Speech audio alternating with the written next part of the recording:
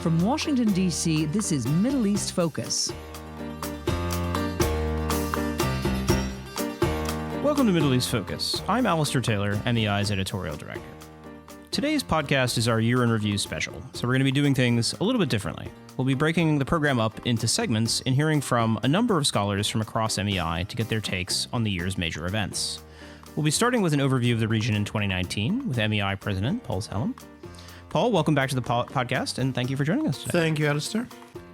2019 has certainly been an eventful year in the Middle East, and there's plenty to discuss, from USIran tensions in the Gulf to the massive protest movements in North Africa and the Levant. As the year draws to a close, where do things stand? What have been the key developments domestically? Well, domestically, I'd use a numerical device of 5-4-3-2. 5 uprisings, 4 ongoing civil wars, 3 key elections, and 2 major consolidations of power. The 5 uprisings are all of tremendous significance. They are all similar in demanding better governance. Of course, they are Algeria, Sudan, Lebanon, Iraq, and Iran. And they've gone in different directions. Sudan is the most positive one that has gone into a hopeful transition. Algeria is facing the results of a presidential election, which might not really look like a transition, but continuing tension. In Iran, the uprising has been completely blocked by force, whereas in Iraq and Lebanon, although more force was used in Iraq, both are facing the challenge of responding to protesters' demands, first by forming a new government and then by holding elections, either early elections or not.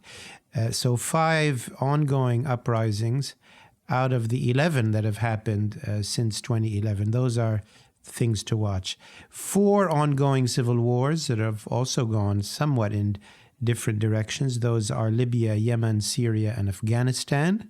None were ended or resolved in 2019. But I would say Yemen ends the year on a more hopeful sign of de-escalation, agreement between the central government and the Southern Transition Council, which was brokered in Saudi Arabia, and talks between Saudi Arabia and the Houthis, and hopes in 2020 for at least a lasting ceasefire and an improvement of the humanitarian situation. In Libya, the conflict has escalated. Russia has jumped into Libya like it jumped into Syria a few years ago. And along with, backing General Haftar, who is also backed by a number of other regional countries, and perhaps on the brink of taking over the capital, Tripoli, or at least a battle is raging there. In Syria, there were dramatic developments. The U.S. and Turkey tried to broker a deal, but the deal fell through, and Turkey eventually invaded northeastern Syria, causing a very much more displacement there and tension for the Kurds. So big developments in Syria relating to Turkey. The regime with Russian and Iranian backing is still figuring out how to take the northwest of the country. So developments in Syria, but no resolution at all of the civil war. In Afghanistan, the U.S. and the Taliban have been in on and off again talks. That maybe is the most dramatic set of developments there, but no sign of a final settlement or breakthrough, and the civil war continues. After the 4 civil wars, we have 3 key elections. I would say those are Turkey, Tunisia, and Israel. In Turkey, Erdogan lost 2 times municipal elections in the key cities of Istanbul in particular, and Ankara, and this might spell the beginning of the end of his long rule or reign in Turkey, although there might be many months and years to go in it, but very dramatic domestic developments in Turkey. Also in Israel, 2, maybe 3 elections, as well as indictments of Prime Minister Netanyahu, which might spell the end of Netanyahu's rule in Israel, and that might happen quicker than in Turkey. Tunisia, the presidential election, consolidating, I would say, a positive democratic transition in Tunisia, and the election of Qais Said, a constitutional law professor, so a very sort of transition type president there. 2 consolidations I would note. One is Crown Prince Mohammed bin Salman in Saudi Arabia, who continues to try to consolidate power there, but continued strains both internally and internationally. But the consolidation, I would say, continues. President Sisi in Egypt passed constitutional amendments that would extend his term to 2030. So while we see uprisings and transitions in some countries, we see consolidation of authoritarian rule in others. Those would some of the highlights of domestic developments. Taking a step back to look at the regional level, what kind of stood out to you this year as the most important developments? Well, definitely the massive escalation between Iran and its proxies on one side and Saudi Arabia in particular, but UAE and the Gulf in general. Of course, this was linked to the U.S. maximum pressure campaign, but it was an escalation in the region. Started in May with attacks on Gulf shipping and ended with the very dramatic attacks on Aramco in September. However, this dramatic escalation seems to have de-escalated as both the UAE and Saudi Arabia have moderated their positions vis-a-vis Iran and de-escalated with Iran, which might mean that phase of escalation between Iran and those two Arab players might be behind us. But we wait and see where Iran might escalate since it wants to break out of its economic chokehold. It did attack a U.S. drone. Will it attack other, non-Arab Gulf targets? That is yet to be seen. The other major regional development was the Turkish incursion into Syria, which we mentioned, as well as the escalation in Libya, which we mentioned because it has a regional aspect to it. On the positive side, I think we're seeing a moderation of Gulf country regional foreign policy. We see Saudi moderation vis-a-vis Yemen and more negotiation and talks. We saw the UAE withdraw most of its troops from Yemen. We saw a moderation of UAE and Saudi positions vis-a-vis Iran and Iran vis-a-vis them. So that's on the levels of de-escalation. And we're also seeing a de-escalation between the Arab Quartet and Qatar. A crisis that has sort of bedeviled the Gulf Cooperation Council. So it might be that particularly Saudi Arabia and the UAE, who thought that with the rise of Donald Trump 3 years ago, they would have an ally in sort of more confrontational policies. I think they've realized first the confrontational policies were counterproductive, and B, that Trump is not on board and is really busy doing his own thing. Maybe lessons learned that having a more sort of pragmatic and moderate regional policy pays more dividends.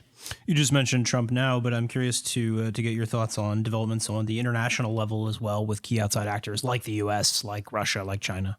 Yeah, let's start with Russia and China and then end with the U.S. Russia is consolidating its gains and hold in Syria, and that's pretty much solid. It is now opening a similar adventure or project in Libya, likely possibly to win that project as well. And if Haftar, with all the backing, including from Russian troops, is able to take Tripoli, then I think that would be somewhat of a game over in Tripoli. Not completely over, as it is not completely over in Syria, but largely over. And Russia would be carrying the keys of Libya, as it were, with its massive energy reserves, its strategic position in the Mediterranean facing Europe. So Russia is really moving very, very effectively. China continues to play the long game with its one road, one belt infrastructure, investments, attention to oil and gas resources and how it can gain access to them. That's both in Southwest Asia, as well as Iran and the Gulf and the Horn of Africa and Africa itself, as well as North Africa. They're not in a hurry. They're not out to make headlines or make quick geopolitical gains, but they see the future as Chinese and they're investing in it. The U.S. continues to be a very dominant player, a very powerful player, just by virtue of its presence and size militarily, politically, and economically. But a lot of toing and froing in policy. It's still the case that as far as anybody can tell, the president is generally on a different page than almost all of his advisors. He's on a completely different page when it comes to Russia itself and its presence anywhere in the world. He's on a different page vis-a-vis Syria as opposed to his advisors. Different page on Libya. He's more in favor of Haftar. Most of his advisors or the deep state is not. He's on a different page on Turkey. He likes President Erdogan, and gives him concessions on the phone that his policy advisors wish otherwise. So there's that contradiction that continues. The main headline in U.S. policy towards the Middle East this year was the maximum pressure campaign. The withdrawal from the JCPOA happened previously, but the maximum pressure campaign really got its teeth this year. And in the beginning of the year, yes, it was showing signs that the economy in Iran was suffering, but it didn't pay any major dividends. But by the end of the year, I think the hardliners in the U.S. could see a payoff, that there was the biggest uprising in Iran since the Islamic Revolution, an enormous uprising in Iraq, where Iran has tremendous influence, and a historic uprising in Lebanon, not directly against Hezbollah, but indirectly against Hezbollah. So 3 major uprisings in Iran's front yard, in Iran itself and its front yard. So the maximum pressure campaign, one could argue, might be paying off for those hardliners. The president in the middle of the year indicated that he might be open to talks with Iran. I think with the success of the maximum pressure campaign, that makes it much more unlikely. I think they'll wait for it to play out. The other major attempt was talks with the Taliban that did not yet bear fruit. And if and when it does, it might end up just being a cover for U.S. withdrawal, and then the war in Afghanistan would continue. But it is important to note there was a lot of U.S. fumbling in relations with Turkey, speaking out of different sides of the American mouth, as it were, fumbling in dealing with the situation in Syria, fumbling with dealing with the U.S.-Russian ties, the purchase of the S-400 missile systems there. So not much clarity in the important U.S.-Turkish relationship. And finally, I would say a deeper burial of the Israeli-Palestinian peace process. I mean, it's maybe dead already and buried, but it's being buried deeper. The Trump administration's attempt through Jared Kushner and other advisors to basically float a right-wing Israeli proposal as a kind of a peace deal is certainly going nowhere. The U.S. attempted an economic conference in Bahrain that also sort of went nowhere. And the Trump administration, after moving the embassy to Jerusalem, also accepted the annexation of the Golan Heights. And what we're facing now, and it depends on the fate of Netanyahu, is hinting at U.S. acceptance of the annexation of big parts of the West Bank, which would really mean the end of any potential for any lasting peace or any two-state solution. So those, I think, would be the sort of the international aspects. And, maybe one might end with, from international, look at global and really indicate that the region is and will continue to see the impacts of climate change. It is seeing the impacts of rapid technological change, and we don't know what's coming down the road in the next few years. And we're seeing the impact of Chinese infrastructure investments to really create a Eurasian continent, which the Middle East will be really a major part of. We should probably leave things there, but thank you very much for joining the podcast today, Paul. Thank you, Alistair, and I wish everybody a good holiday season and a Happy New Year. Next up, I'm very happy to welcome Gonul Tol to the podcast to discuss Turkey. Gonul heads up MEI's Turkey program. Thank you for joining us today. Thanks for having me. A lot happened this year, especially on the domestic, political, and foreign policy fronts. Looking back over the course of 2019, what were the key developments this year in Turkey? Well, definitely opposition's victory in local elections in March. That was a huge and a very pleasant surprise to many of us who had resigned themselves to the fact that elections did not matter in Erdogan's new Turkey anymore. Before 2017 constitutional referendum, playing field was not even, but there was still faith in the elections. There were never widespread major electoral fraud allegations, but 2017 constitutional referendum changed all that. Allegations of electoral misconduct were widespread, and even on the day of the referendum, when voting was underway, the Supreme Electoral Council of Turkey lifted a rule that required each ballot box to be to have an official stamp. So that led many to believe that President Erdogan would not leave power peacefully, and if necessary, he would rig elections. So that's why March elections came as a surprise to many people. And the victory of the opposition was the result of not just the efforts of the opposition parties, but also Turkish civil society. And Erdogan ordered a rerun. He canceled the election results in Istanbul, and he ordered a rerun. And a few months after, the opposition captured another victory, and this time Erdogan lost even by a larger margin. So the surprising thing there was, even after Erdogan canceled election results, people still did not lose faith in the electoral process, and they still went to the ballot box and cast their votes. So that tells me and many people that Turkish democracy has a pulse, and if united and mobilized, the opposition can reverse the trend, the backsliding in democratic backsliding in the country. So that certainly the election, the local election results was certainly a very important development in 2019. Looking at that particular case, the local election results, I'm curious what's happened in the time since the elections, in the most recent elections in June in Istanbul. Has the opposition been able to maintain its momentum since then? Well, it's too soon to tell. It's only been a few months, but I think what is important to highlight here is that these elections are very important in the sense that the cities that were captured by the opposition generate around 60-70% of the country's GDP. It is a very significant development. This not only denies Erdogan a significant financial resource that he used in the past years to support his rule. This also provides an opportunity for the opposition to build a track record of good governance.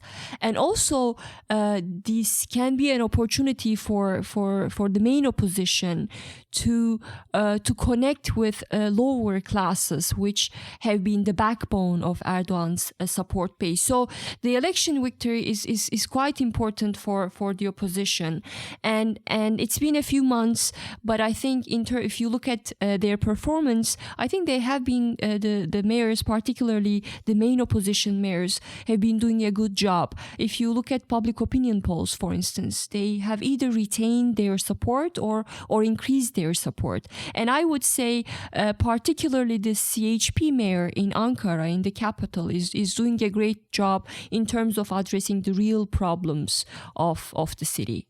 Moving on to the foreign policy front, I'd like to discuss Turkey's relations with its key foreign policy partners, starting with the U.S. It's been a tough year for U.S. relations, from the S-400 and the F-35 to the U.S. partnership with the Syrian Democratic Forces and Turkey's military incursion into the northeast of Syria. Where do things stand with the U.S. now? Well, they are very tense. And two things happened this year that really strained the already troubled partnership. And one of them was the delivery of the Russian S-400s. So Turkey received S-400s, and that prompted congressional efforts to sanction Turkey. Congress approved what is called CATSA sanctions. After the S-400. They have not been implemented yet, but the Congress keeps pushing. And in fact, there was a discussion on the Hill today about that. And the second development, critical development in 2019 was Turkey's decision to launch a military incursion into northeastern Syria. That was a very troubling development for Washington, that has worked with the Syrian Kurdish militia there and almost built its entire Syria strategy on that partnership with the Syrian Kurds. So after Turkey launched that incursion, again, we saw Congress pushed the White House to take measures to punish Turkey, and that incursion was condemned by pretty much everyone, by other Western capitals, by Arab countries. So that those two developments, the S-400 issue and Turkey's military incursion into northeastern Syria, are the driving forces behind congressional efforts to push the White House to take a step to punish Turkey. At the same time that there's this growing opposition within Congress, there's also this interesting dynamic where the Trump-Erdogan personal relationship remains quite strong. And Turkey seems to be betting everything on that relationship and Trump's ability to kind of override the wills of Congress. What are the kind of risks and limitations of that approach? Well, you're right. Erdogan put all his eggs in Trump's basket. And if a country like Turkey, where major policy decisions are made by one man, is dealing with a country like the United States, where there are checks and balances, where there are brake mechanisms and institutions that are involved in policymaking, that approach of putting your eggs in Trump's basket could be a very risky approach. But under Trump, institutions in this country have been sidelined as well. And Trump can go to great lengths to protect his allies. So that's why what many of us have considered to be a risky move on Turkey's part actually paid off for Turkey. Because the CAATSA sanctions were approved by the Congress, but they were not implemented by President Trump. Armenian genocide resolution, for instance, passed, but it was blocked after President Trump put pressure on key congressmen. So it has paid off. But of course, the risk is that what happens if President Trump loses in 2020? Moving on from Washington to Moscow, Turkey's relationship with Russia, by contrast, seems to be going from strength to strength. What's your read on the current dynamic? It's a mixed bag. On the one hand, you see a closer defense partnership between Turkey and Russia. The two countries are now in talks about Turkey buying more S-400s. And there's also a debate. We don't know if Turkey is actually moving forward with that, but there's also a debate about Turkey maybe down the road purchasing Russian-made fighter jets. So you see that developing a closer defense partnership with Russia. Russia is building Turkey's first nuclear reactor, and then there is close cooperation on the energy field and so on and so forth. But on the other hand, there are policy divergences in other areas, like Black Sea is one of them. For instance, Turkey has become increasingly concerned about the changing balance of power in the Black Sea in favor of Russia, and that's been happening since 2014. And Turkey is increasingly worried about that. And there are also policy differences in places like Idlib, for instance. Russia has been very critical of the fact that Turkey has not delivered on its promise to marginalize the radical jihadi elements in Idlib. And from the Turkish perspective, Russians and the Assad regime are not really delivering on their promises. And Idlib is a big deal for Turkey, because if there's an all-out regime offensive, that means another refugee flow towards Turkey's borders. So Russia and Turkey are not quite on the same page in Idlib. And then you have Libya, for instance. Just yesterday, President Erdogan raised concerns about Russian deployment of mercenaries in Libya to support Khalifa Haftar's forces in the eastern part of Libya. Turkey and Russia are backing opposing fronts there. Turkey is closely working with the UN recognized, the international recognized government in Tripoli, while countries like Russia is backing Khalifa Haftar. And recently, President Erdogan said that Turkey is willing to send troops to support the government in Tripoli, and I'm sure Russia is not going to be happy about that. So, and Eastern Mediterranean is another place where we have to watch closely, because Turkey has been sending drilling ships to explore gas there, and Russia has historically worked very closely with Cyprus, and Cyprus and Turkey are on opposing fronts. And in the past, Russia has been very critical of Turkish actions in Eastern Mediterranean.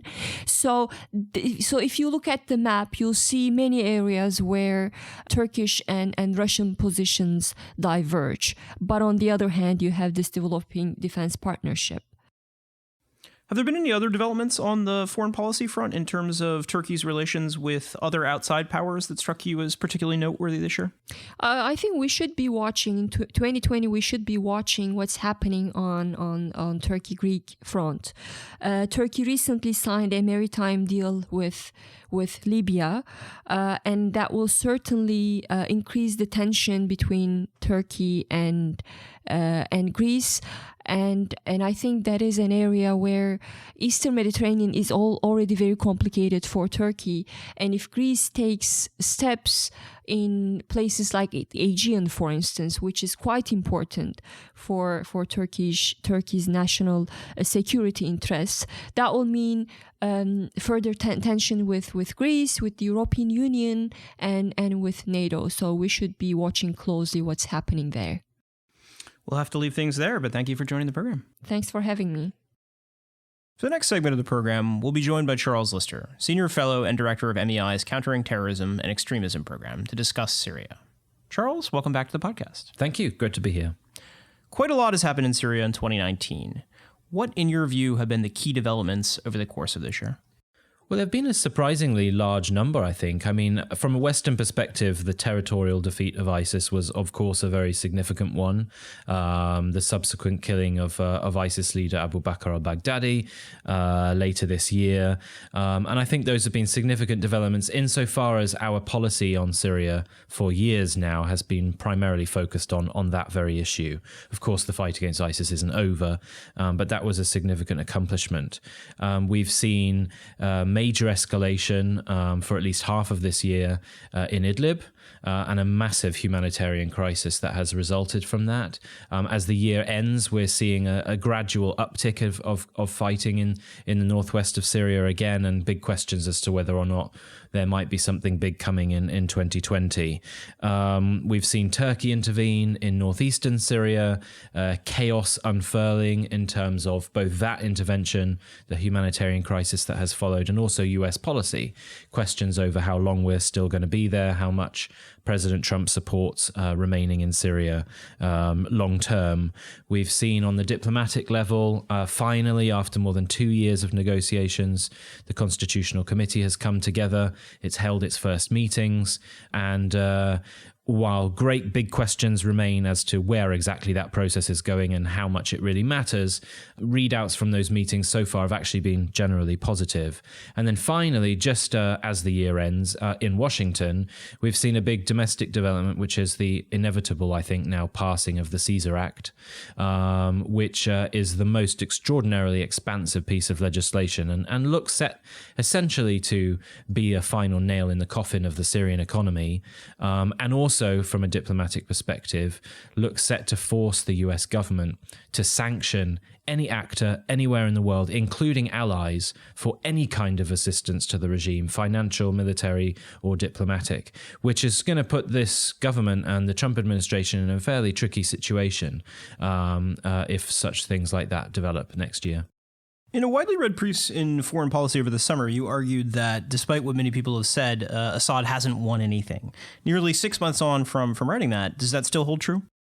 Yeah, I think so. I think it's likely to hold true for a long time, in my opinion, at least. I think clearly Assad has survived, and that's obviously a very significant thing. I think his allies, Russia and Iran, have arguably won something. Although even then, I would say, what have they actually won? They've won a carcass of a state, a destroyed economy, international isolation, continued instability, terrorism in all four corners of the country. There's no real semblance of Syrian sovereignty, with multiple foreign governments intervening in almost all corners of the country. So they may have won in terms of surviving, but the mess they now have to deal with and to manage, given that isolation, is far from something that I would describe as a victory. I'm curious to get your perspective on the role of Russia and Iran. You just mentioned that now, but what's your read on the current Moscow-Tehran dynamic in Syria? Well, I think they're playing complementary roles. Clearly they're on the same side. Clearly they both still back Bashar al-Assad. They've proclaimed his victory, quote unquote, as the president of Syria. But they're playing different roles. They're doing different things. There is an element of, I should say from the outset, an element of competition, particularly in 2019, that's emerged more clearly. Competition domestically, whether in terms of business opportunities, control over natural resources, control over ministerial positions in the Syrian government, control of the Syrian intelligence apparatuses. Of all four directorates had their leaderships reshuffled this year. All four of them placed under Russian control, whereas most of them were under Iranian influence before that. So there's a significant new element of intense competition. But clearly, as I say, they're both still primarily focused on bolstering President Assad's position. Beneath that, Iran has also pivoted away from a policy of creating a parallel security structure of both Syrian and foreign Shia militias to a new strategy this year of actually folding those militias into the state. I think that differs somewhat to its strategy in Iraq, primarily because of the threat that Israel poses. Israel really has freedom of action in Syria and has demonstrated that on hundreds of occasions over the last few years. But by folding them into the state, and increasingly, as this year has gone on, recruiting more and more Syrians, the Iranians are creating a strategy that essentially it's like creating an insurance blanket from external intervention and better guarantees the sustainability of their gains in Syria. It's been about 2 months now since the main military phase of Turkey's incursion into the northeast concluded. Did it accomplish its objectives, and what does it mean for Ankar's position in Syria? Well, from Turkey's perspective, or more specifically from President Erdogan's perspective, yes, it has accomplished its objective. It has reshaped the map. It has created a new de facto reality that will not be reversed, as we've seen elsewhere in northern Syria. When the Turks intervene there, they're intervening to stay. This isn't a temporary operation. They have, in one way or another, from their perspective, removed the YPG or the PKK from their border, or from more of a greater stretch of their border. And so, yeah, from a Turkish perspective, that's a win. Yes, chaos has and uncertainty has prevailed since, but the signals from Russia so far is that they're more or less happy to allow Turkey to achieve what it feels like it needs to achieve, at least for now. It has also created an additional element, which it has stretched the Syrian regime's military capabilities and somewhat or partially distracted it from Idlib. Which is another significant issue for Turkey, both domestically and geopolitically. And so what would have been, I think, a second uptick late this year, into the winter in Idlib, has more or less been stalled by this new front opening up in the northeast and the fact that the Syrian army had to deploy forces there. So far, so good. Even though it looks dreadfully bad and messy from a Western perspective, it's a number of new boxes ticked for Erdogan. U.S. policy in Syria this year has been shambolic, shall we say. What can and should the U.S. do given its current position and resources? Well, decisions more recently taken by President Trump have definitely skewered America's ability to have a more sustainable and more meaningful and a more credible policy in Syria. But I think given the alternative, which is a rapid or total departure, the less bad or the least bad option still seems to be to stay, to maintain a hand in the pie, to maintain some extent of leverage over actors on the ground, over natural resources, and thus political and geopolitical leverage when it comes to diplomatic processes. I still think that's important. When the Russians talk about Syria on the international stage, their primary obsession continues to be America and its presence in Syria. That means that our presence in Syria means something. And there is still plenty of an opportunity to sustain that presence. We have removed ourselves from important urban areas in northeastern Syria, but we remain in the bulk of the desert in the east, control a significant amount of the Iraqi border, and I think that's important. And with the passage of the Caesar Act, from a Trump administration perspective at least, not necessarily from Donald Trump's perspective, but from his government's perspective, the Caesar Act will further increase US leverage, even notwithstanding the degradation of our credibility in the last few months. But the fact that we will really, truly have a stranglehold over the Syrian economy and have the power to sanction any actor anywhere in the world for attempting to assist the regime will add to the leverage that we already have from remaining in Syria. And as I say, the alternative of leaving means we lose all leverage, we lose all influence. And to me, that seems the worst of all possibilities, given what we know about Syria, given how we know Syria will not be stable for a long time.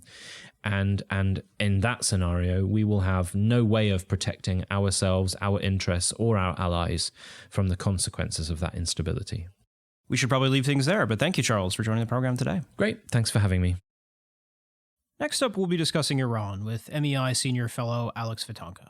Alex, welcome back to the podcast, and thank you for joining us today. Thank you, Alistair.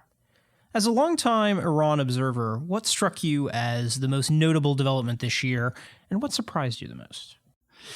You know, obviously we were expecting things to get worse in terms of the economy because of the maximum pressure campaign in the United States, tightening sanctions and all the rest of it. So, you know, we were expecting things to get worse. At the same time, we were expecting both Washington and Tehran to sort of send out feelers to one another to see if perhaps talks could be resumed. Talks haven't resumed and the feelers continue, both sides trying to figure out if a path for negotiations can be prepared and found. But the part that surprised me perhaps the most were sort of in the end of 2019, as we saw in November with the protests that broke out. It wasn't so much that the protests broke out, because we've seen protests happening in Iran periodically, and that's not a surprise going back for the last few decades. What surprised me was the focus on the man Ayatollah Khamenei, the supreme leader, and how the protesters targeted him single-handedly as the guy who, as the individual who is basically responsible for the state of affairs in Iran in terms of the economy, in terms of political grievances that people have. So if I was the Iranian supreme leader, that to me is probably the headline of the year, that you ought to watch out. Certainly the younger generation are upset and they're demanding answers and they're looking to you for good or bad. And the other part of the same kind of equation is that Hassan Rouhani, the elected president, twice elected president of Iran, really seems to be irrelevant at this point in Iranian sort of politics. That was a surprise too, coming out of 2019. 2019 has also been a year of major anniversaries for Iran. The 40th anniversary of both the Iranian Revolution, the U.S. Embassy hostage crisis more recently. How is the Islamic Republic looking at 40?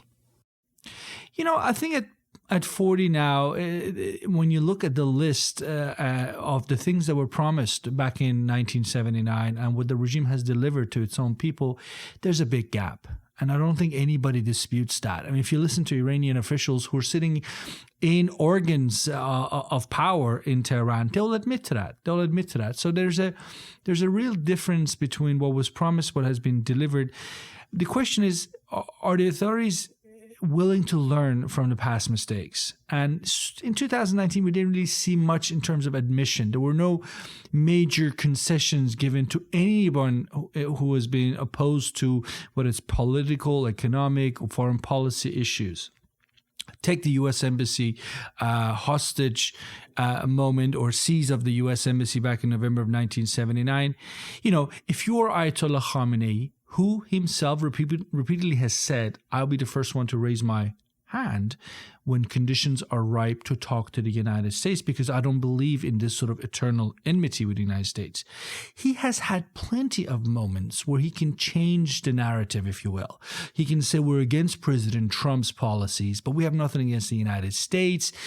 He could start kind of preparing the next phase after he's gone, because the last thing you want is an Iranian sort of system, if you will, where the supreme leader dies. This current supreme leader dies, Khamenei, exactly the same way that his predecessor, Khomeini, died back in 1989, which is to go to the grave without having fixed the issue, which, is such a big factor in both domestic politics of Iran and its foreign policy, U.S.-Iran relations. He has missed opportunity after opportunity, and that happened again in 2019. One of the year's major stories has been the escalation in tensions between Iran and the U.S. playing out in the Gulf in particular. We've seen this in the skies, we've seen this on the seas, as well as through Iranian proxies in places like Iraq. How did the U.S.-Iran dynamic change over the course of the year, and do you think we're any closer to or farther from a conflict than we were 6 months ago? I think pretty much from the beginning of 2019, the big fear was the so-called accidental war. Washington doesn't want to go to war with Iran. Iran certainly doesn't want to go to war with Washington. But what if something happened that got out of control? And we saw cases of that throughout 2019 with attacks on shipping, with a shooting down of an American drone that Iran said had, been violating its airspace and so on. But we haven't had the accidental war for two main reasons. The Trump administration is not interested in a new war in the Middle East. Certainly the president is not. And the Iranians have been testing U.S. resolve because they're upset about the maximum pressure campaign. They want to make the United States pay a price, and certainly U.S. allies in the region who back U.S. policy on Iran to pay a price. But, for example, they haven't directly targeted any U.S. interests as such. You haven't had American casualties or American blood on the hands of the Iranian authorities in 2019, at least. And I think that tells you quite a bit about, both sides trying to find ways to gain leverage, but be very careful how they do it, because they really don't want to have a open conflict between U.S. and Iran. The reimposition of U.S. sanctions late last year had a pretty clear and dramatic impact on the Iranian economy. What's that meant for average Iranians? The average Iranian at this point, I think, is kind of given up trying to figure out who brought the latest sets of pains on them. It's a question of, a deep desire for change. And when you look at the last sort of protest in Iran, they could have easily picked up posters of President Trump and the U.S. flag and burned it. They didn't. The protesters turned their focus on their own ruling elite, particularly, as I mentioned earlier, the Supreme Leader Khamenei. So, clearly maximum pressure campaign is having an impact on the economy. And the Iranian authorities keep pointing the finger at Washington, saying to their own people, the reason why you have such economic conditions are because of these American-imposed sanctions. That might have worked in previous years, but it no longer seems to work. Where we are now is a new stage. And that stage is average Iranians are asking questions and tougher questions about, forget about the fact that we have sanctions imposed on us. Tell us, why were these sanctions imposed on us in the first place? And that's actually a very tough conversation for the Iranian regime to have with its own people, but they're faced with it and they can't go around it. Iran has an expansive regional foreign policy, forward defense, as it's known. You've spoken about this before on the program. And that seems to have generated increasing pushback this year in the region. Iranian influence has been among the issues that protesters in both Lebanon and Iraq have raised, for instance. How has Iran's foreign policy fared this year, and does Tehran find itself in a stronger or weaker position at the end of the year than it did earlier on? I think it's been a bit of a mixed bag when you look at it in terms of the region. On the one hand, the Iranians, by kind of standing up, if you will, to the United States, certainly with the shooting down of that American drone over the summer, they got a lot of people's attention across the region. There was a sense that, oh my God, Iran is bigger and stronger than we believed. As a result, you had a number of countries, including the United Arab Emirates, and increasingly, if the reports are true, the Saudis, trying to find ways to kind of talk to Iran to reduce tensions, because those smaller countries to Iran's south certainly have no interest being at the forefront of a war with Iran. So they're trying to sort of, if you will, pursue a policy of hedging their bets. And that makes total sense from their perspective. But, the deeper problem that the authorities in Tehran have to be accountable for, and is a problem, is what you refer to as forward defense. This idea that you have to go out there to places like Iraq and Syria and Lebanon to be there physically on the ground and be a player, political power broker, if you will, in order to defend Iranian national interest. Now, that might have made sense back in the summer of 2014 when ISIS was on the march and getting closer and closer to Iran's borders. But today, that doesn't make sense. ISIS is pretty much gone. Iran is in Lebanon and Syria and Iraq, increasingly in ways that Iranian people can see are not popular. The Iranian consulate famously has been torched 3 times in the holy city of Najaf.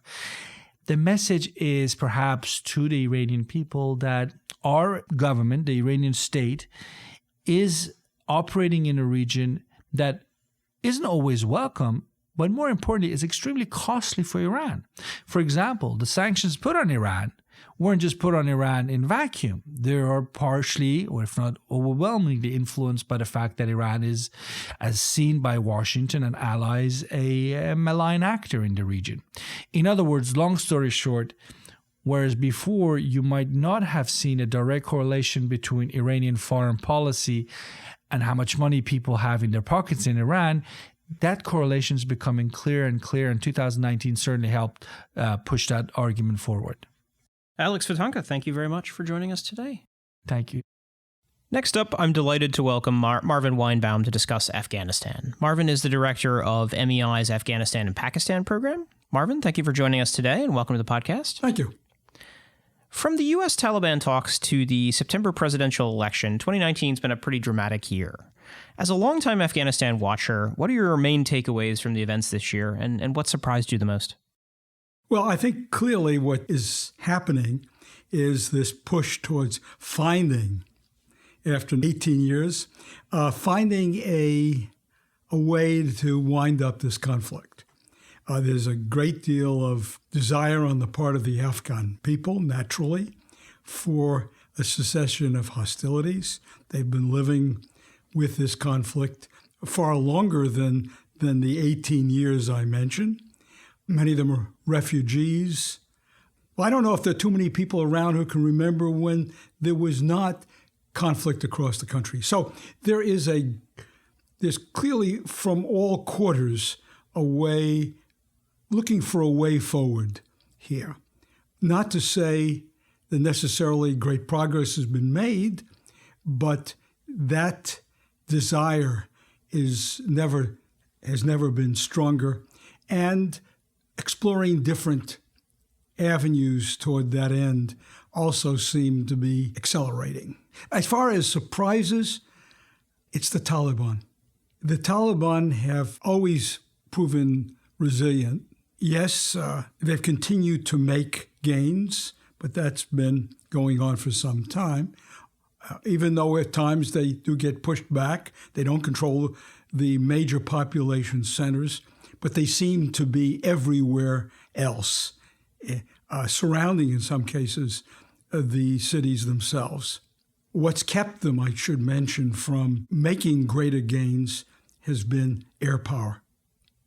It's been not only their resilience as a fighting force, but the diplomatic skills that they have demonstrated. They've played this beautifully. At the end of this year, we find them in some ways with as much or more legitimacy than the Kabul government. We find that they have not been able to get everything they've wanted, but they've gotten the legitimacy, the recognition from the international community that they could never have dreamed of just a few years ago. So the biggest story of the year has undoubtedly been the on again, off again, back on again talks between the U.S. government and the Taliban. What have those talks accomplished to date, and what are your expectations now that they've restarted? Well, we have to separate this out, of course, into two parts. That is the talks between the Taliban and the U.S. delegation, or in this case, a chief negotiator, Zalmay Khalilzad. And those talks have been pretty unavailable, not transparent to most of us. But what we do know is that they had initialed, in a way, an agreement back in September, and we don't know the full terms of that, but it appears as if we were prepared to accept their promises, and they were prepared to receive our concrete actions. That is, that very likely within the next 13 or so, 12, 13 months, we would have drawn down. Because we didn't see the agreement, we don't know whether that's drawing down to zero or some other figure. Very important, but we've never been told that. And it's important because we've said repeatedly that to leave by just simply walking out would be irresponsible, and that we would have to leave behind some forces, not just to assure that the Taliban lived up to their terms, but more explicitly to play the counterterrorism role that they are particularly skilled in doing. So we are likely now to see a resumption. We have seen a resumption of these talks. The Taliban have said that when we do so, we would be starting where we left off. That means we're not making any new concessions, but you are the ones that backed out. You want to start it up again? What are you proposing? My guess is that we will see an agreement within the next month or two, because we already have an agreement. President Trump has said it must contain a ceasefire. Well, we said that before as well. We said that we couldn't agree unless there was a ceasefire and there was serious negotiations going on. But in the end, we forgot about those things in an effort to get an agreement and to get one presumably before the next election. There's one difference, though, and this is crucial. The reason that the first agreement fell through was that in the end, and it was indeed the 11th hour plus, after it had been arranged that they were going to come to Camp David and sign the final, they refused to. They said, no, we will sign in Doha. Well, that robbed President Trump of the opportunity to say he brought them together a la Jimmy Carter in the negotiations between Sadat and Begin, that he brought it together. So the difference now is that President Trump is going to be able to say, after his visit to Kabul recently, that I initiated this is my agreement, and they would not have come together if it were not for me, and this time he will sign it. So the other part of the equation, of course, is the Intra-Afghan Dialogue. How has that evolved over the course of the year, and has there been any significant headway so far? That, everybody agrees, is really the heart of it. The agreement between the Taliban and the U.S. is a separate matter. It meets the interests of both those parties, but it does nothing in itself to solve the riddle of what an Afghan state is going to look like that somehow incorporates the Taliban. We have every reason to be suspicious that what the Taliban want is not to be drowned in a political system where they've got to compete for power. They've said they won't do that. What they want here out of this is to be able to come out of that as creating something akin to what they had in the 1990s. That is a system based not on the Constitution that the West endorsed, but one which is based on the structures of an emirate. Can they get that? It's going to be difficult for them. But if they don't budge on that. I honestly say all the talk here is going to be just that. It'll be talk. So the Taliban at the end of this period will succeed after this in having the U.S. withdraw. This will have a psychological impact. And meanwhile, these negotiations, or if you want to call them talks, will go on. But against that, the danger here that, and the very strong likelihood that the agreement allows the Taliban to be assured that there will be no air power used, because otherwise, as far as they're concerned, nothing has changed, because that's really what is keeping the government so strong as it is in the field. So we will see a gathering of Afghans. It will be very representative of civil society, of the politicians, of military. Will get their voice in there, and certainly there'll be people from the Ghani government, which now doesn't have any legitimacy because there's an election that they can't wrap up. 2 months on, 2+ months on. Oh, yeah. So back to September again. So the ingredients here for any serious progress are just not there.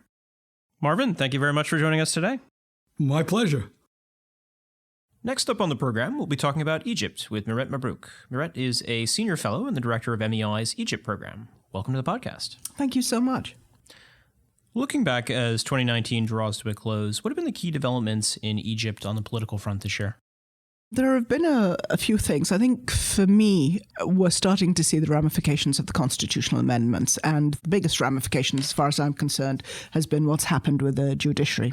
The constitutional amendments gave the president the right to select members of the judiciary. Now, they are being selected from a group that is sort of already existing. However, that pool becomes constantly winnowed down because people retire and stuff. The country's top judicial bodies are the Supreme Constitutional Court, the Administrative Prosecution Authority, the State Lawsuits Authority, the State Council, the Court of Cassations. But, and here's the interesting part, it now also includes the military judiciary as well. And what that's done is place the military firmly in the judicial basket, which is something that had not happened before, and is likely to sort of normalize the military's role in judiciary matters, possibly leading to more military trials, normalizing something that had been an exception, but is not good news for the judiciary. What about on the human rights front? Egypt has not had a good year on the human rights front. I mean, arguably it has not had a good year on the human rights front for several years, but this year, I mean, for example, UPR just came up, which is the UN Human Rights Council periodic review. And that essentially is members of the UN Council sort of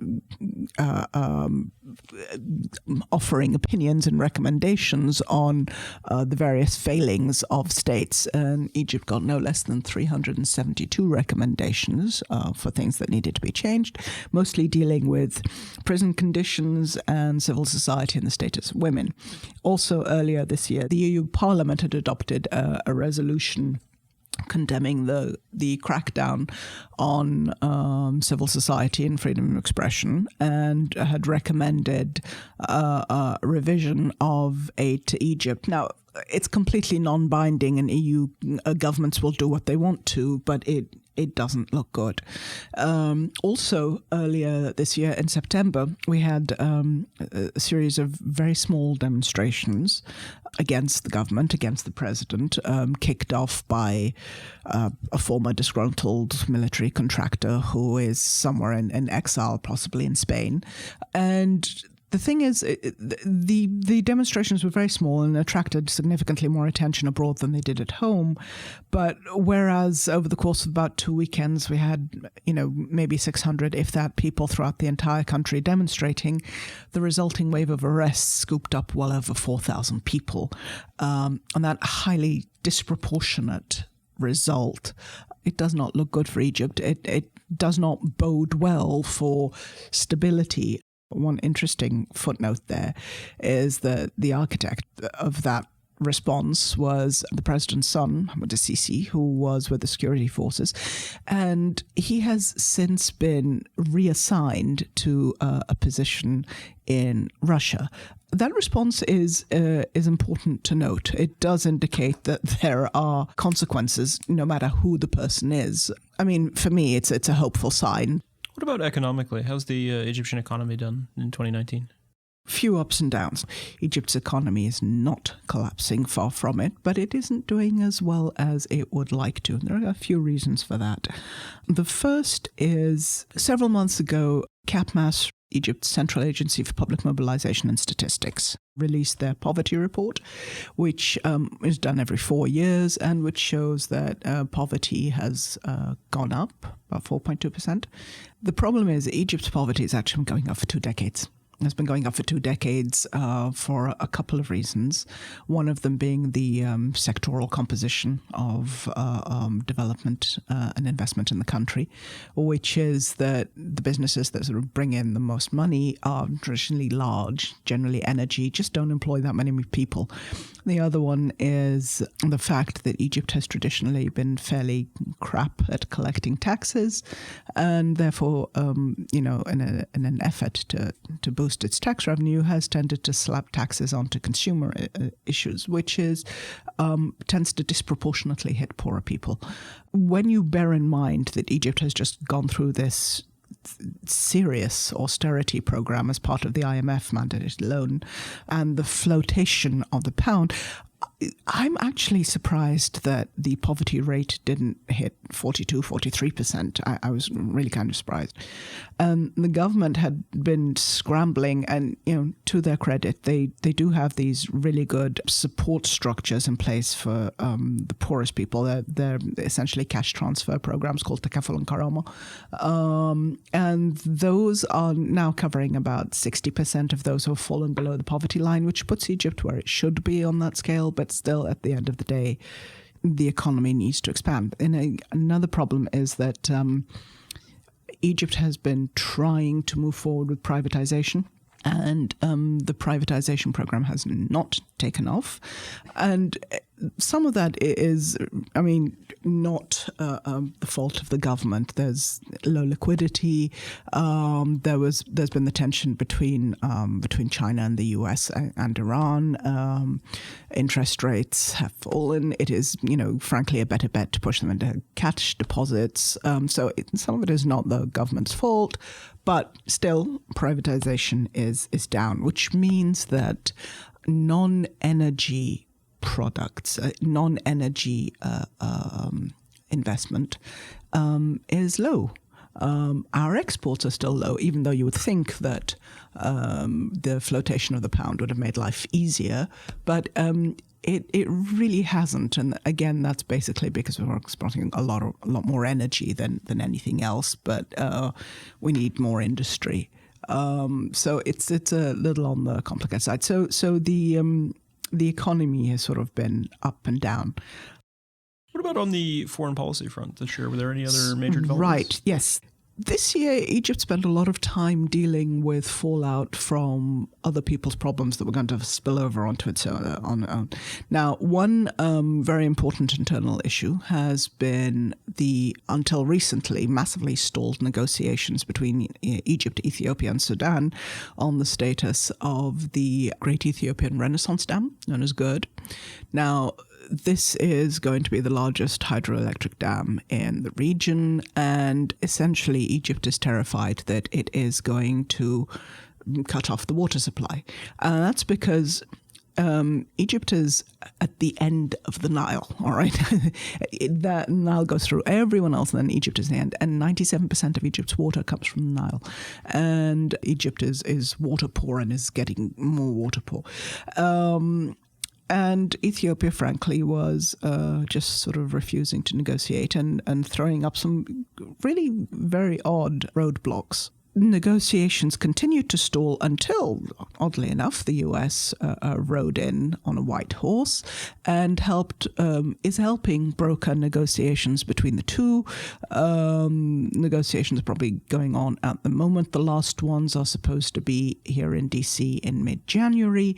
Now, it could be because the US realized that a regional conflict, because there is no doubt that this was leading towards a regional conflict would not be in anyone's interests, and it would disturb US interests in the region, not to mention the Horn. The other reason may have been that the Russians were super keen to help, and it may be one more reason, one area where the US thought that it probably shouldn't cede to the Russians. So there's been that. Currently, the biggest foreign policy worry is Turkey's recent agreement with Libya. And when I say Libya, I mean Sarraj, the head of the UN-recognized, internationally recognized GNA, on maritime security and economy. To cut a very long story short, Libya's own parliament has said it's codswallop. General Haftar, who leads the LNA, which Egypt has supported along with the UAE and Saudi Arabia, has now declared that he's not only fighting Muslim Brotherhood militias, he's now going to be fighting the Ottomans.